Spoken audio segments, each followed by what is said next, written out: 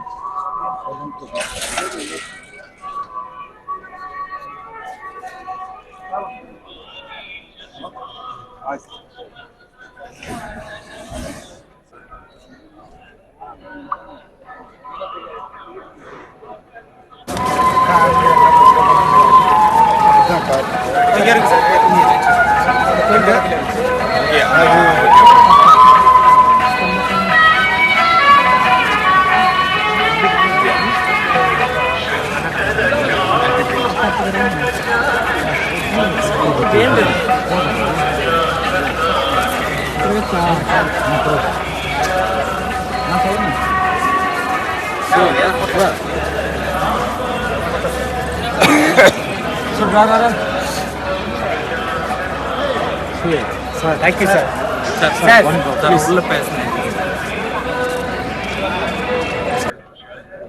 அடுத்தடுத்த படங்கள்ல அடுத்து சைரன் படம் வர பிப்ரவரி 16 ரிலீஸ் இருக்கு.